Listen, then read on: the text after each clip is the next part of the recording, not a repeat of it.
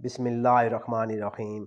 नबी करीम सल्लल्लाहु अलैहि वसल्लम की ज़ौजा मुताहरा हज़रत सफ़िया रज़ी अल्लाह अन्हा ने उन्हें ख़बर दी कि वो नबी करीम सल्लल्लाहु अलैहि वसल्लम की खिदमत में मिलने के लिए हाज़िर हुईं और हज़रत सल्लल्लाहु अलैहि वसल्लम रमज़ान के आखिरी अशरा का मस्जिद में इत्काफ़ किए हुए थे।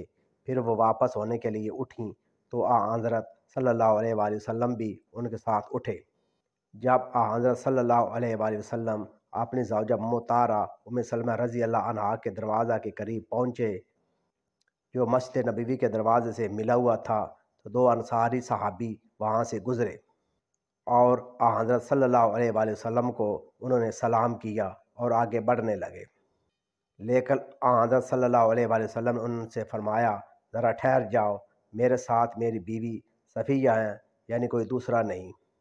उन दोनों ने अर्ज़ किया, सुबहान अल्लाह या रसूल अल्लाह, इन हज़रात पर आपका ये फरमाना बड़ा शाक गुज़रा। हज़रत मोहम्मद सल्लल्लाहु अलैहि वसल्लम ने इस पर फरमाया कि शैतान इंसान के अंदर इस तरह दौड़ता रहता है जैसे जिस्म में खून दौड़ता है।